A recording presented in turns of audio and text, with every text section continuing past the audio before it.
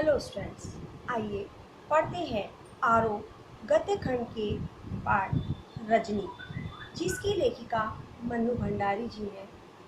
इसके प्रश्न उत्तर। पहला प्रश्न आता है, रजनी ने अमित के मुद्दे को गंभीरता से लिया क्योंकि। इसके चार ऑप्शन दिए हैं। वह अमित से बहुत स्नेही करती थी। सेकंड, अमित उसकी मित्र लीलाबेन का बेटा था। थर्ड, वह अन्याय के विरुद्ध आवाज़ उठाने की सामर्थ्य रखती थी। फोर्थ एंड लास्ट, उसे अखबार की सुर्खियों में आने का शौक था। अब इन चारों में से हमें जो भी एक सही है वह बताना है कि आखिर रजनी ने अमित के मुद्दे को इतनी गंभीरता से क्यों लिया। तो इसमें हम सही आंसर देंगे कि वह अन्याय के विरुद्ध आवाज़ उठाने की सामर्थ्य रखती थी, अर्थात जो रजनी थी उसके अंदर इतनी सामर्थ्य थी कि यदि कहीं अन्याय हो रहा है तो वह उसके विरुद्ध आवाज़ उठा सके। अगला प्रश्न आता है, जब किसी का बच्चा कमज़ोर होता है तभी उसके माँ बाप ट्यूशन लगवाते हैं। अगर लगे कि कोई टीचर लूट रहा है तो उस टीचर से ना ले ट्यूशन, किसी दूसरे से ले लें। यह कोई मजबूरी तो है नहीं। प्रसंग का उल्लेख करते हुए यह बताएं कि यह संवाद आपको किस सीमा तक सही या गलत लगता है।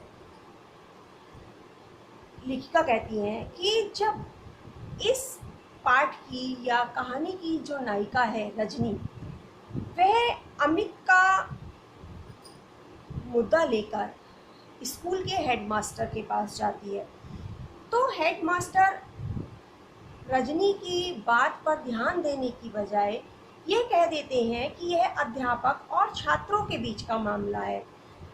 यदि बच्चा कमज़ोर होगा तो माता पिता को अपने बच्चे के लिए ट्यूशन की व्यवस्था करनी ही होगी।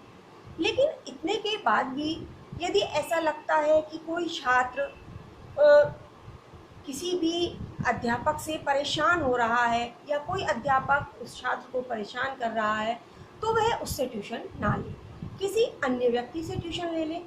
लेकिन इसमें हम कुछ नहीं कर सकते, यह अध्यापक और छात्र के बीच का मामला है।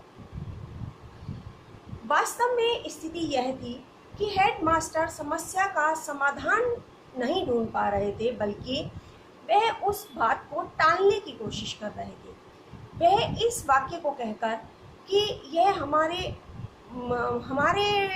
करने का कार्य नहीं है, बल्कि यह छात्र और अध्यापक के बीच का मामला है, ऐसा कहकर वह बात को टाल रहे थे। शिक्षा निदेशक जो ये बात कहते हैं कि उनके पास कोई शिकायत नहीं आई है तो वह ट्यूशन के खिलाफ कुछ नहीं कर सकते, तो उनका जो ऐसा कहना है वह उन्हें लाचार दर्शाता है, उन्हें उनकी लाचारी को दर्शाता है कि वह कितने अधिक लाचार हो गए हैं। वह गंभीरता को समझते नहीं हैं कि मामला कितना गंभीर है, बल्कि वह यह कहकर टाल देते हैं कि यह उनके करने का कार्य नहीं है, यह उनके ध्यान देने योग्य बात ही नहीं है, बल्कि यह तो अध्यापक और छात्र के बीच का मामला है, जिसे सुनकर रजनी बहुत अधिक क्रोधित हो जाती है। अगला प्रश्न आता है, तो एक और आंदोलन का मसला मिल गया, फुसफुसाकर कही गई यह बात। अब इसी बात के आधार पर दो प्रश्न पूछे गए हैं। पहला है, किसने और किस प्रसंग में कही। दूसरा आता है, इससे कहने वाले की किस मानसिकता का पता चलता है। तो एक और मसला मिल गया। यह बात फुसफुसाकर तो कही थी, लेकिन कही थी रजनी के पति। जब रजनी अपने पति को बताती है मीटिंग से आने के बाद कि अभिभावकों की मीटिंग में कुछ अध्यापकों ने अपनी समस्या सामने रखी कि उनसे ज़्यादा तनख्वाह पर हस्ताक्षर करा के कुछ कम तनख्वाह दी जाती है, तो उसकी इस बात को सुनकर उसके पति फुसफुसाकर कहते हैं कि तो एक और मसला मिल गया।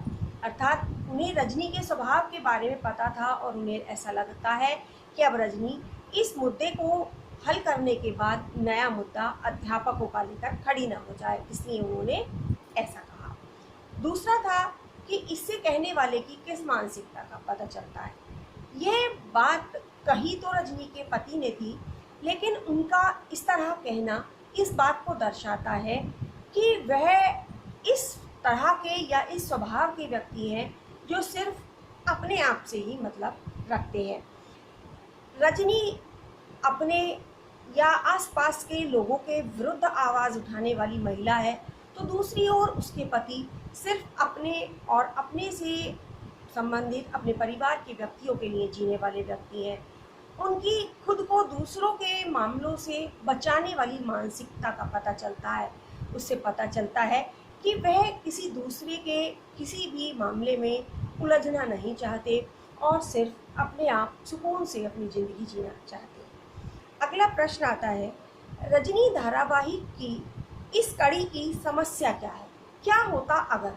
दो पार्ट है। पहला है, अगर अमित का पर्चा सचमुच खराब हो जाता, और दूसरा है, संपादक रजनी का साथ ना देता। तो सबसे पहले हमें बताना है इस कड़ी की मुख्य समस्या क्या है। तो रजनी धारावाहिक की इस कड़ी की मुख्य समस्या है ट्यूशन को लेकर अध्यापकों द्वारा बच्चों को परेशान करना। पहला पार्ट था इसका, अमित का पर्चा सचमुच खराब होता। लेखिका कहती हैं कि यदि अमित का पर्चा सचमुच खराब होता, अर्थात अमित के गणित में नंबर कम आए थे और यदि गणित का पेपर उसका सच में ही खराब हुआ होता, तो क्या होता? तो यह होता कि रजनी अपनी गलती को स्वीकार कर लेती और माफ़ी मांगकर वापस आ जाती। वह इतने आगे कदम ना बढ़ाती। वह जो ये आंदोलन उसने शुरू किया है, इस आंदोलन को शुरू ना करती। अगला पार्ट था, संपादक रजनी का साथ ना देता। कहते हैं कि जब रजनी हेडमास्टर के ऑफिस में जाती है और उनकी बातों से निराश होकर लौटती है, फिर वह शिक्षा निर्देशक के ऑफिस में जाती है और उनकी बातों से भी उसे निराशा ही हाथ लगती है, तो वह संपादक के पास जाती है और संपादक से अपनी मदद करने के लिए और इस मामले को सबके सामने लाने की विनती करती है। तो ऐसी स्थिति में यदि संपादक रजनी का साथ न देता तो क्या होता? यदि संपादक रजनी का साथ न देता तो रजनी एक साथ इतने सारे अभिभावकों को इकट्ठा नहीं कर पाती, उनके सामने वह सारी समस्या नहीं रख पाती जिसका सामना वह कर रही थी।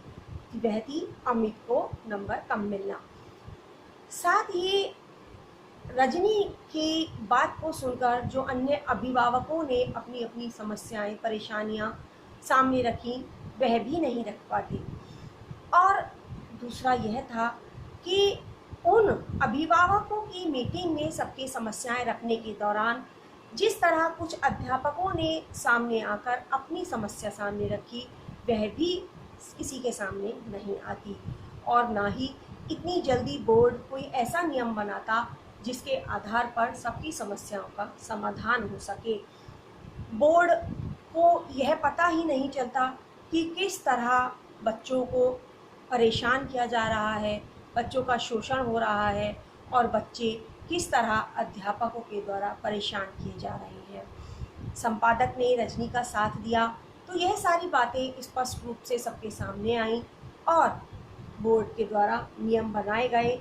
जो नियम और जो शर्तें अभिभावकों के द्वारा सरकार के या बोर्ड के सामने रखी गई थी, उन्हें ज्यों का त्यों उसी रूप में स्वीकार कर लिया गया। अगला प्रश्न आता है, गलती करने वाला तो है ही गुनहगार, पर उसे बर्दाश्त करने वाला या सहन करने वाला भी कम गुनहगार नहीं होता। इस संवाद के संदर्भ में आप सबसे ज़्यादा किसे और क्यों गुनहगार मानते हैं? इस संवाद के संदर्भ में यदि हम कहें तो गलती करने वाला जितना अधिक गुनहगार होता है, उससे कहीं अधिक गुनहगार गलती को सहन करने वाला व्यक्ति होता है। वह गलती को सहन ही क्यों करता है? यदि व्यक्ति गलती को सहन करता रहेगा और उसके खिलाफ आवाज़ नहीं उठाएगा तो गलती करने वाले को यह एहसास ही नहीं होगा कि वह गलत कर रहा है, और यदि गलत कर रहा है तो क्या गलत कर रहा है। उसे अपनी गलती का जब एहसास ही नहीं होगा तो वह चीज़ वहाँ पर रुकेगी कैसे। जैसे कि अमित पढ़ाई में बहुत होशियार लड़का था, यह बात रजनी को मालूम थी और रजनी ने उसके कम नंबर आने पर उसके विरुद्ध आवाज़ उठाई। अध्यापक की गई धांधलेबाजी को सबके सामने रखा। यह बात बोर्ड के सामने भी आई और साथ उनके सामने आने के साथ साथ स्थिति यह थी कि अन्य अभिभावक जो परेशान होकर उन गलतियों को, उन चीज़ों को बर्दाश्त कर रहे थे, वह भी खुलकर सामने आए और सबके मिले जुले सहयोग से यह जो बात थी वह सबके सामने इसका पर्दाफाश हुआ, सबके सामने बात आई और इसके विरुद्ध आवाज़ उठाकर कार्यवाही की गई, जिसका परिणाम निकला कि बोर्ड ने नियम बना दिए और उन नियमों में बच्चों के हितों का ध्यान रखा गया और साथ ही साथ कुछ अध्यापक जो परेशान थे, जो ट्यूशन करने के लिए मजबूर थे, उनके हितों का भी ध्यान रखा गया और सभी के पक्ष में निर्णय लिए गए। अगला आता है, स्त्री के चरित्र की बनी बनाई धारणा से रजनी का चेहरा किन मायनों में अलग है। देखिए, सामान्यतः हम यदि भारतीय महिलाओं को देखते हैं, जानते हैं, तो इतना जानते हैं कि वह एक घर में रहकर अपना जीवन बिताने वाली महिलाएं होती हैं। उनका व्यक्तित्व शक्तिहीन होता है, वह अपने बारे में या किसी अन्य बारे में सोच ही नहीं पाती। उनका जो जीवन है वह अपने पति, बच्चों और परिवार के इर्द गिर्द ही घूमता रह जाता है और वह सिर्फ उन्हीं के बारे में सोचती हैं, इससे बढ़कर वह सोच ही नहीं पाती। वह हर तरह की उलझनों से दूर रहना चाहती हैं, संघर्ष से दूर रहना चाहती हैं। वह सिर्फ और सिर्फ अपने परिवार के लिए जीना चाहती हैं। यदि कुछ गलत हो भी रहा होता है तो वह उसे अनदेखा करना जानती हैं, जबकि रजनी इसके विपरीत थी। रजनी का स्वभाव उन महिलाओं से बिल्कुल विपरीत था, बिल्कुल अलग था। वह अन्याय के विरुद्ध आवाज़ उठाने वाली महिला थी। वह शक्तिहीन महिला नहीं बल्कि शक्तिशाली महिला थी। उसने अन्याय के विरुद्ध आवाज़ उठाई और ऐसा ही नहीं कि वह सिर्फ अपने ऊपर होने वाले अन्याय या अत्याचार के खिलाफ आवाज़ उठाती थी, बल्कि अपने आसपास हो रहे अन्याय और शोषण के विरुद्ध भी आवाज़ उठाने की हिम्मत रखती थी, जैसा कि रजनी ने किया। अमित रजनी की मित्र शीलाबेन का बेटा था। यदि वह चाहती तो उस बात को वहीं समाप्त कर सकती थी, यह सोचकर कि अमित उसका बेटा नहीं है, लेकिन रजनी ने उस अन्याय के खिलाफ आवाज़ उठाई, जबकि वह उसकी मित्र का बेटा था। रजनी के आवाज़ उठाने का परिणाम यह हुआ कि सरकार को इस बात पर ध्यान देकर इसके लिए नियम बनाने पड़े। बहुत सारे लोग ऐसे सामने आए जो इन चीज़ों को सहन कर रहे थे, लेकिन सामने आने का साहस नहीं जुटा पा रहे थे। वह सब भी रजनी के साथ आए और उन सब ने मिलकर आवाज़ उठाई, तो आवाज़ इतनी बुलंद हुई कि बोर्ड ने उनके बातों को मानते हुए, ध्यान देते हुए बच्चों के हित में बहुत सारे नियम बना दिए ताकि बच्चों का शोषण न किया जा सके और अध्यापक जो इस कार्य को करने के लिए मजबूर थे, उनके हित में भी उसने सरकार के द्वारा, बोर्ड के द्वारा नियम बनाए गए और सभी का ध्यान इस ओर गया कि जो भी कुछ गलत हो रहा था वह सही किया जाए, और वही हुआ। वह सब कुछ जो गलत हो रहा था वह सही हुआ और उसके बाद सभी के हित के बारे में सोचा गया। और यहीं पर हमारे पाठ के प्रश्नोत्तर समाप्त होते हैं। धन्यवाद।